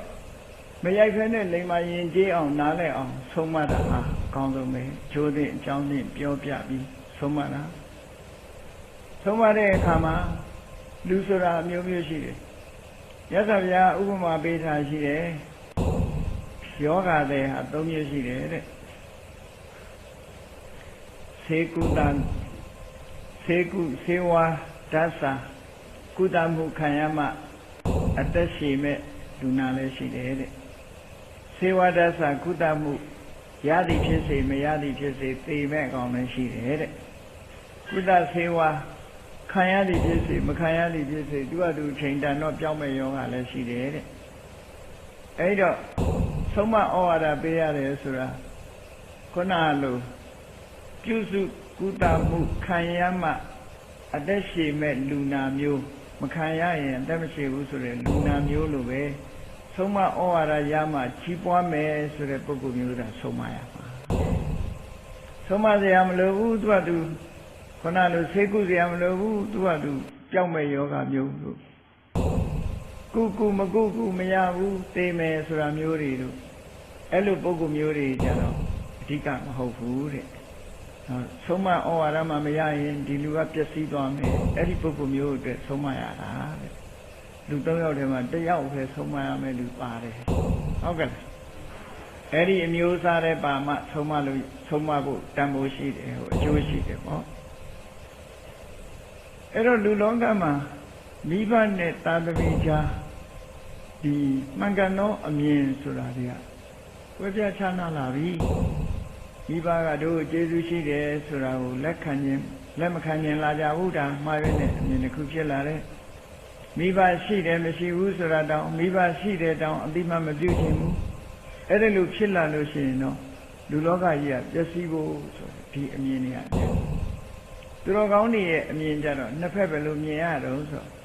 E Miba Sura, Jesu Shide. Tila Shidi Jesse, Messi Jesse, Mibaga, Jesu Shide. Jesus da Kone Saina, Dila Shira Mashira, Kone Sai. Dila Shira Mashira, do ye Kuegura to look there. Jesus Shira Mashira, Kone Patate. Tilosoa, no? Adamia never told you, eh? Do I Jesus Shira Bogumu, Jesus Teame, Jesus Pua, Tilosoa.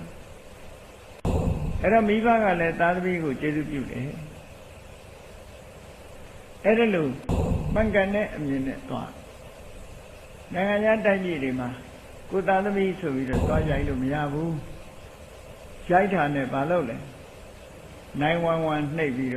Ballet Land Court, A. Miva, Pankayat. No, Pankayat, Drosima, Ubri ship. Kalili, Biomia Lucien, Biolo, Jaimelo, Almelin, and Nagayama, Yaki solution. Viva Kudavida, Kuma Pinore, and the Italian Yap. Yaita Abisi Adam Ho, walk on at your head. Soma go down, she did go. A Edelu, Key a chinny, young Lenny, do they look your in your soil, they look your in your mess when you know. Yes, of ya, so many, your bad, so many, Piasido, not so delicate your mammy. Durogoni, a drink or Durogoni, so many, your bad solution. So there's your Doga you are toted Suraha. And you know what, lazy at a cool carty at a toted to your mabe. Doro,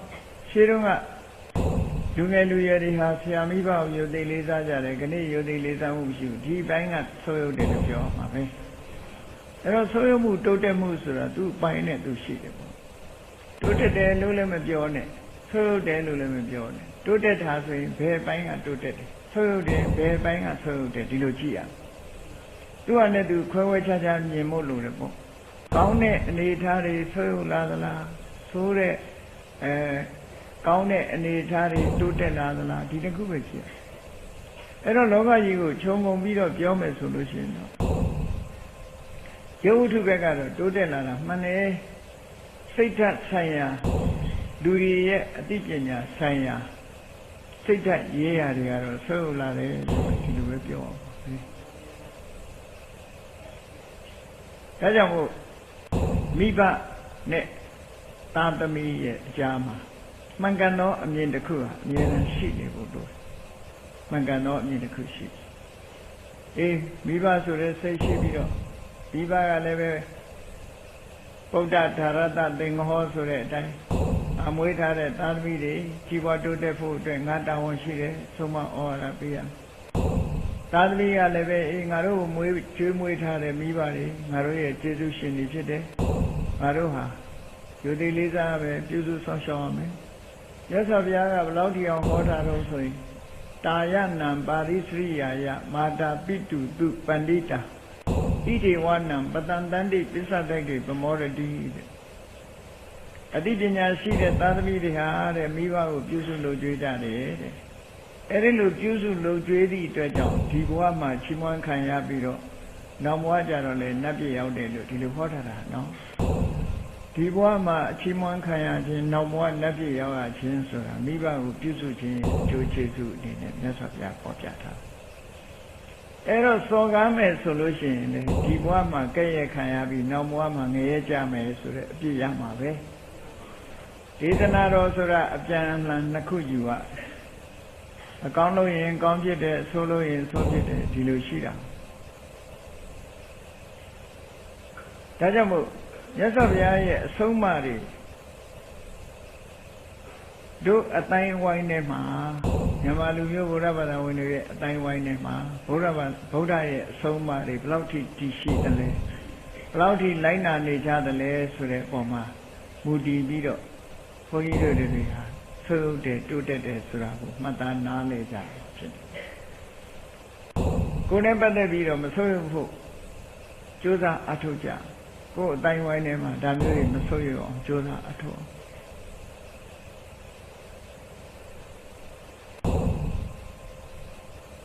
အေး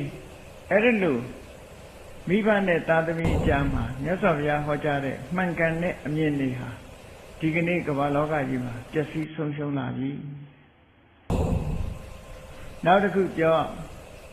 မိဘစကားဆိုတာသားသမီးကနားထောင်ရတယ်ဒါကခြေပုံရအပြင်ပြောတဲ့စကားခုနစကားကိုပြန်ကောက်ကြည့်မိဘကအကျင့်တိလာမရှိဘူးပညာမရှိဘူး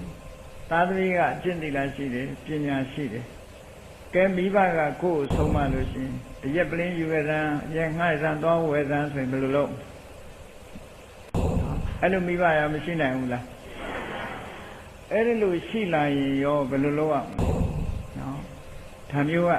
လောကကြီးမှာအခုမေးခွန်းတွေကတက်လာတယ်လေအဲ့ဒါမျိုးတွေတက်လာအဲ့တော့မြတ်စွာဘုရားကမိဘကိုသာသမီကဘာလုပ်ပေးရမလဲလို့ဆိုတဲ့အခါမှာဓမ္မနဲ့ခြေစုချရင်ခြေတယ်တဲ့တရားမရှိတဲ့မိဘတရားရှိလောက်အောင်သာသမီကမိဘကိုတရားတရားဖြစ်လောက်သိဆောင်ပေးရမယ်ကိုချင်းသီလမရှိတဲ့မိဘကိုချင်းသီလရှိလောက်အသိပညာမရှိတဲ့မိဘအသိပညာရှိလောက်သာသမီကလှုပ်ဆောင်ပြီးတော့ပေးနိုင်မယ်ဆိုရင်ဒီသာသမီဟာမိဘခြေစုကိုခြေလည်အောင်ဆက်ရရောက်တယ်ဓမ္မနဲ့ခြေလည်အောင်ဆက်ရရောက်တယ်လို့ဒီလိုသုတ္တန်တစ်ခုမှအဲ့လိုဟောထားသည့်အတွက်ကြောင့်မိဘရဲ့ဒုစရိုက်လုပ်ငန်းကိုတော့သာသမီကအာမပေးတိုက်ဘူးပေါ့ကိုယ်တိုင်ကပညာရှိလာပြီဆိုရင်နော်ကောင်းတဲ့ဘက်ကိုသာလဲကိုမိဘကိုရောက်အောင်ပို့ဆောင်ပြီးတော့ပေးတဲ့နေတီဟိုကျွန်းမှာသောနာဆိုတဲ့ပတိမြတ်ရှိတယ်သူကငယ်စဉ်ကတည်းကယဟန်ဝတ်သွားပြီးတော့ယဟန္တာဖြစ်တယ်သို့တော့သူ့ဖေကတော့မုတ်ဆိုးကြီးဟောလို့ပြောလို့မရဘူးအသက်အရွယ်ကြီးလာတဲ့အခါကျတော့ဒီသားကောင်လေးကိုမဖမ်းနိုင်တော့အိုမင်းလာတဲ့အခါကျတော့မှ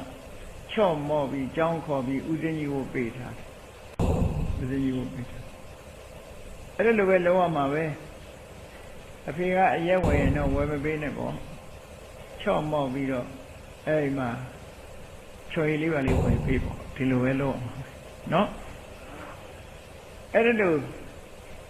သင်္ကန်းဝတ်ပေးထားတဲ့အခါတေကန်ကြီးကြတော့ဘာဖြစ်တော့အာယုန်နမိတ်တွေကသူ့လုတ်ခဲ့တာတွေကအိမ်မက်လို့ပေါ်လာတယ်သူကဟိုဆိုးလုတ်တယ်ဆိုတော့ခွေးတွေမွေးလမ်းနေဓာတ်တွေလေးတွေများတွေနဲ့တောလဲတာအဲ့တော့တရက်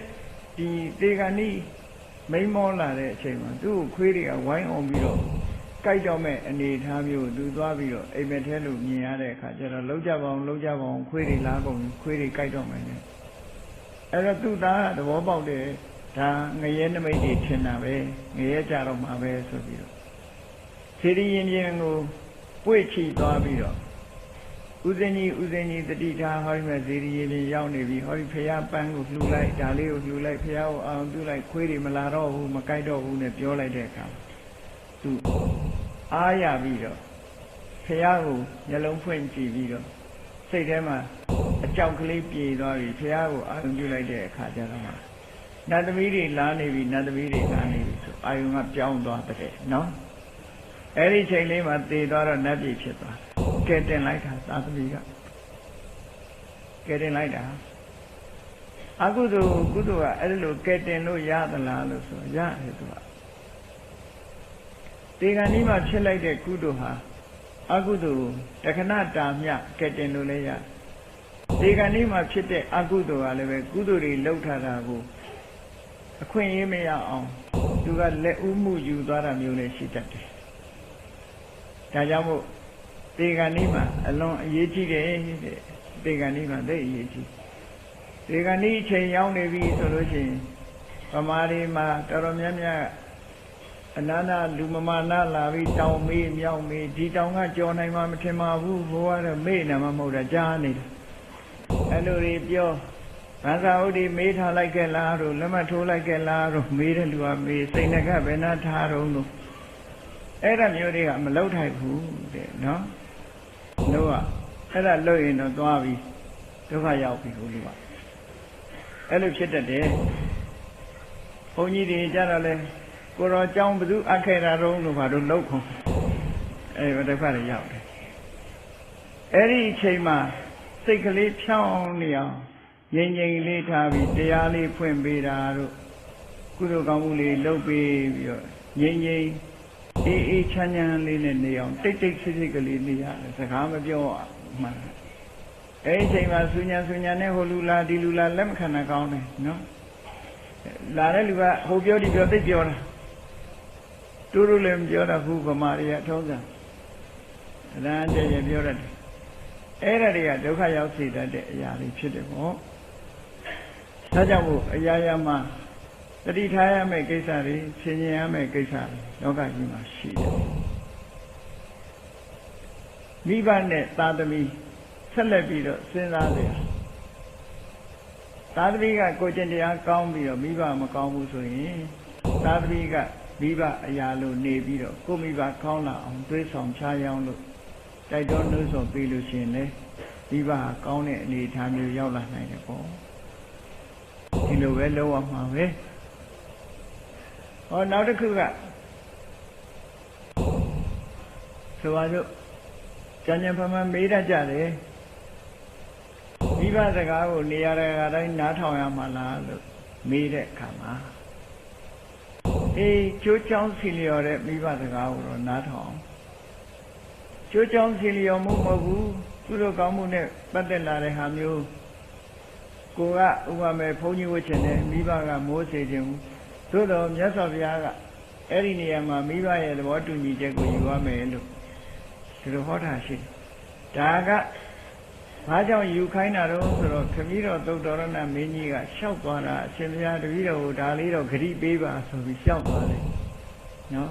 မိဘရဲ့စိတ်နှလုံးဆိုတာတဲ့ကိုသားသမီးပေါ်မှာအမြဲတမ်းဖြစ်တယ်ဒါကြောင့်မို့မိဘခွင့်မပြုရင်သင်္ကန်းဝတ်မပေးပါနဲ့ဆိုတာကြောင့်မြတ်စွာဘုရားဒါကိုဂရိပေးလိုက်တာသို့တော့ရှင်သာရိပုတ္တရာရဲ့ညီငယ်လေးရေဝတဆိုတာကြတော့ရှင်သာရိပုတ္တရာကမှားထားတယ်ဉာဏ်တော်တွေကိုကိုတော်တို့တဲ့တပည့်တော်ညီလေးရောက်လာလို့ရှိရင်ဝတ်ပေးလိုက်ပါတဲ့တ တပည့်တော်အမေဖေတွေကဗုဒ္ဓဘာသာတွေမဟုတ်ဘူးတဲ့ဘာသာကြားတွေဖြစ်နေတယ်သူတို့စီခွင့်တောင်းကြရမလို့ဘူးသူပဲမိဘပါပဲလို့ပြောတာရှိတယ်နော်အဲ့တော့ကောင်းတာလုပ်ပြီးဆိုတဲ့အခါကျတော့တခါတခါမိဘသဘောတူသည်ဖြစ်စေမတူသည်ဖြစ်စေလုပ်ရတာရှိတယ်ကောင်းတဲ့အလုပ်လုပ်တာကိုကဲမြတ်စွာဘုရားရဲ့အလောင်းသိဒ္ဓမင်းသားတောထွက်တယ်မိဘတွေကမထွက်စေချင်ဘူးစာပေထဲမှာဘယ်လိုရေးထားတော့ဆိုမာတာအကာမကဏံမာတာပိတုနံရုဒ္ဓန္တာနံနဲ့အမေဖေတွေကမသွားစေချင်လို့ငိုယိုနေတော့ဘုရားလောင်းတွေတောထွက်တော့မိဘကနားမထောင်ဘူးလို့ပြောမှာပေါ့ခဏခေတ်မှာဆိုရင်နော်အဲ့တော့ဒီကိစ္စမှာမိဘစကားနားထောင်နေလို့ရှိရင်ဘုရားဖြစ်ပါမလားကောင်းတယ်ပဲလုပ်ရမယ်ဆိုတဲ့နေရာကျတော့မိဘစကားဟာအဓိကမဟုတ်ပြန်တော့ဘူးပေါ့ဒီလိုဆိုလိုတာနော်နားထောင်ရမယ်ဆိုတာဆုံးမဩဝါဒအနေနဲ့じゃနားထောင်အောင်သို့တော်မိဘစကားကကိုကြီးမှန်းတဲ့ကုသိုလ်တွေအောက်တန်းကျနေလို့ရှိရင်တော့နားထောင်ရမလို့ဘူးလို့ပြောမှာပဲဒါတာရကရှိလားရှိတယ်လေဘုရားလောင်းနေရမိဘစကားနားမထောင်မနဲ့တောထွက်သွားတာတွေအများကြီးပဲတောထွက်ပြီးတော့တရားဓမ္မကျင့်ကြံကြိုးကိုအထောက်တာပဲအဲ့တော့မိဘရဲ့ဆုံးမဩဝါဒကနှိမ့်ချနေပြီးတော့ကိုလုပ်တဲ့အလုပ်ကပို့ပြီးတော့မြင့်မြတ်နေလို့ရှိရင်တော့မိဘစကားနားထောင်တရားမလို့တော့ဒီလိုဆိုမှာပေါ့နော်နိုင်ငံသားတွေကကျန်ကျန်ဖန်ဖန်မေးတတ်တယ်ဒါမျိုးပါကျန်ကျန်ဖန်ဖန်မေးတယ်ကျန်ကျန်ဖန်ဖန်မေးတာဟာကျန်ကျန်ဖန်ဖန်တွေးလို့ကိုမတွေးရင်ကတော့ဘာမှမေးကြတွေးမှာမဟုတ်ဘူးအဲ့တော့အမှတ်တမဲ့မနေရဘူးတွေးရကဲနောက်တစ်ခုသူတို့မေးတတ်တာလေးတစ်ခုရှိသေးတယ်မြတ်စွာဘုရားတောထွက်တဲ့အခါမှာကြည့်ရတောတရာကိုကလေးတယောက်နဲ့ပြစ်ထားခဲ့တာမဟုတ်လားကလေးတယောက်နဲ့ပြစ်ထားရင်စဉ်းစားကြည့်လိုက်ရတောတရာရဲ့အမေအဖေနေရာကနေစဉ်းစားကြည့်ငါသမီးယူပြီးတော့ဟုတ်လားကလေးတယောက်နဲ့လုံးမကျွေးပဲနဲ့ပြစ်ထားခဲ့တယ်လို့မပြောပေဘူးလားပြောမှာပဲသူ့အဖေကြီးကလည်းအဲ့တိုင်းပဲသုပ္ပဗုဒ္ဓတဲ့ရတောရရဲ့အဖေဒေဝရရဲ့အဖေအဲ့ဒါနဲ့မချိနှက်တာသူဘုရားရဲ့ဟိုရင်းတော်တယ်ဦးလေးတော်တယ်သုပ္ပဗုဒ္ဓဆိုမေရမာယာရဲ့မောင်သူလုံးဝမချိနှက်ဘူးသူသမီးကလေးတယောက်နဲ့ပြစ်ထားခဲ့တယ်ဆိုမချိနှက်ဘူးဘုရားလောင်းတော်ထွက်သွားတာဘုရားဝင်ဖတ်တဲ့လူကတော့မလေးဟုတ်တယ်ဒါပေမဲ့သူ့အနေနဲ့ကြည့်မယ်ဆိုရင်ရှင်းတတ်ဆရာရှိရလားမရှိဘူးအဲ့ဒါမရှင်းတတ်လို့တခါတော့ကမြတ်စွာဘုရားကဒေဝဒဟတွေဝင်လာတဲ့အခါမှာသူကလမ်းပိတ်ပြီးတော့အရက်တောက်နေတယ်မြတ်စွာဘုရားဆွမ်းကမဲ့သွားလမ်းကိုအရက်တောက်နေတယ်တိတ်မပေးဘူးမြတ်စွာဘုရားကပြောတယ်သူဆွမ်းကသွားမယ်ဒီလမ်းကသွားမယ်ဆိုတော့အဲ့တော့ဗာပြောတော့ဆိုသိတ္တထငါရငယ်တယ်ပေါ့ငါကိစ္စဆိုင်ဆရာမလို့မကျင်တတ်ချက်တွေနဲ့နော်လမ်းပိတ်ပြီးတော့အရက်တောက်နေတယ်မြတ်စွာဘုရားကဗာပြောတော့ဆိုအေးဒီဘာတွေတော့မင်းကြီးရတော့9ရက်လောက်နေရင်တော့မြေမျိုးတော့မှာပဲသူအကုသိုလ်တွေကအတော်များနေပြီမြတ်စွာဘုရားပေါ်မှာစော်ကားတဲ့စိတ်တွေကအလွန်များတော့အထွတ်ထိပ်ရောက်သွားပြီနောက်ဆုံးကြတော့အဲ့ဒီစကားကိုနားတော့ကြားတော့သူကြောက်တယ်ကြောက်လို့9ထပ်ရှိတဲ့တိုက်ပေါ်မှာတက်နေတယ်တက်နေပြီးသူအောက်မဆင်းမိအောင်လို့ဆိုပြီးတော့အထက်တိုင်းမှာလက်ဝိသမားတယောက်စီချထားတယ်အကယ်၍များသူမေ့ပြီးဆင်းလာရင်အပေါ်ပြန်တွန်းပြီးတော့တင်ရမယ်လို့ပြောထားတာနော်သူ9ယောက်နောက်ဆုံး9ရက်ပြည့်တဲ့နေ့ကျတော့သူစီးတဲ့မြင်းကထိမ့်မရအောင်အော်ဟစ်နေခီးနေတယ်ပေါ့လေခုံပေါက်ခီးနေတော့အဲဒီမှာသူမေ့သွားမြင်းကိုဆင်းဖို့ဆိုပြီးတော့သူဆင်းတာဆင်းတော့ဟိုကောင်တွေကလည်းပဲတွန်းတင်ရမယ်အစားအောက်ကြည့်ပဲတွန်းချအဲ့ဒါနဲ့အောက်ရောက်သွားပြီးရေကြီးပေါ်လည်းရောက်မြေမြူသွားတယ်ဆိုတဲ့ဇာလံရှိတယ်လေအဲ့ဒါဒေဝရတ်တို့ရတောရရာတို့ရဲ့အဖေပဲမကြည်မနှက်စိတ်ကြီးဖြစ်တတ်တယ်ဆိုဒါလူတဘာဝပဲဒါပြောလို့ရကဲအဲ့ဒီနေရာမှာမြတ်စွာဘုရားဟာရတောရရာနဲ့သားတော်ပေါ်မှာတ တောင်းဝတရားမကြည့်ပဲနဲ့ရက်ဆက်ထားလားလို့ဆိုတော့ဒါကသူ့ရဲ့အလွန်မြင့်မြတ်တဲ့ဆန္ဒအရာသူလို့တာသူတို့ကမှ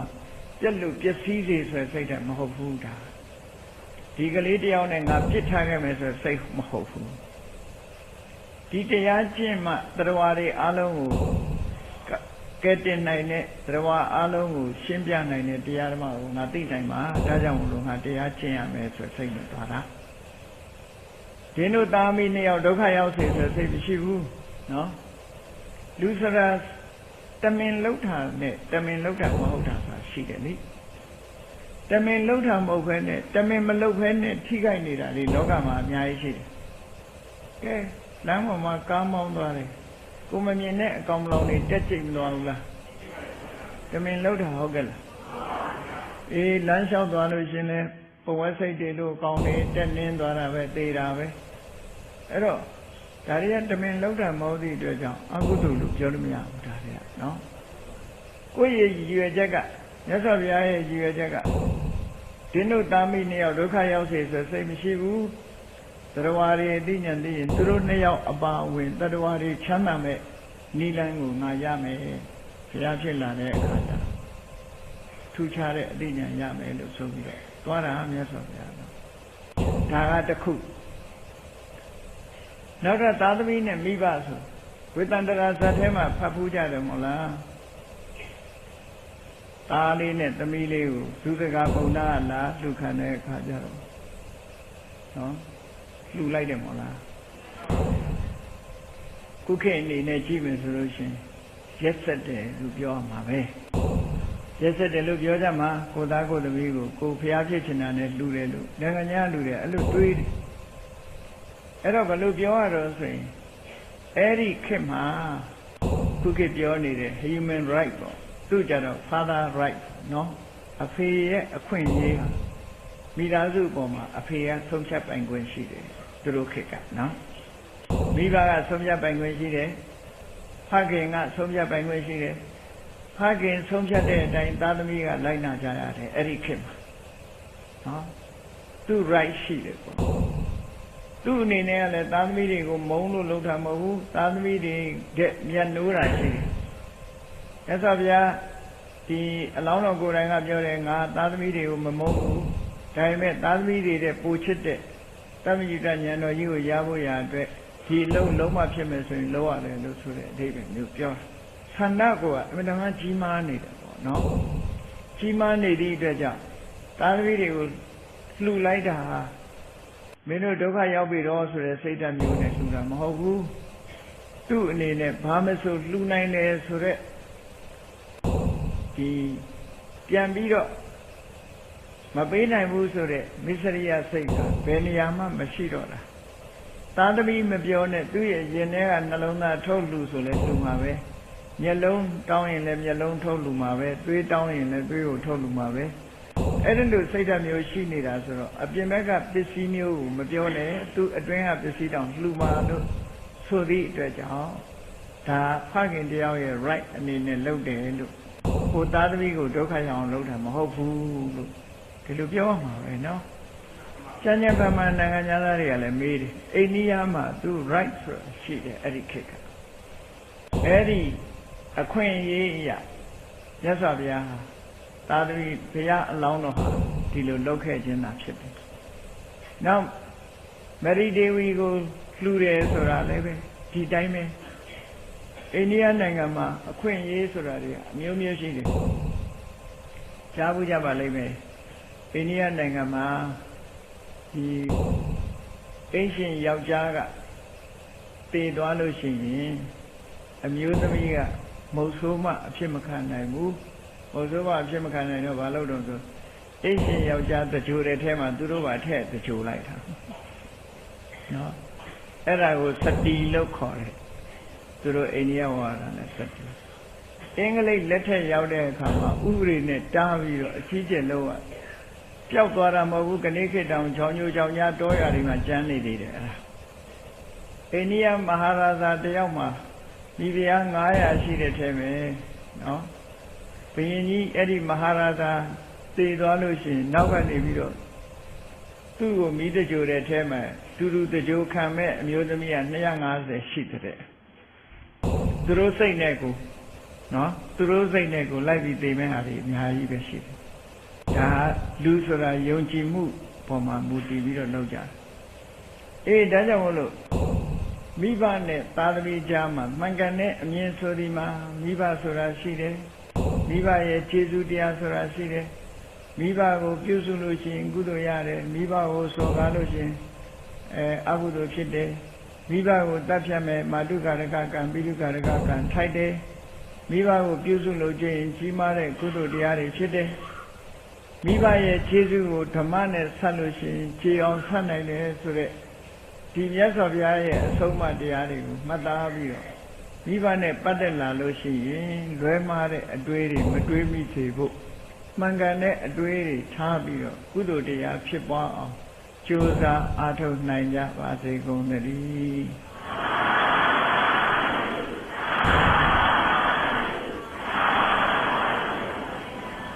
ကဲမေတ္တာပို့ရအောင်တတ္တဝါများစွာသေရန်กว่าချမ်းသာကြပါစေတတ္တဝါများစွာ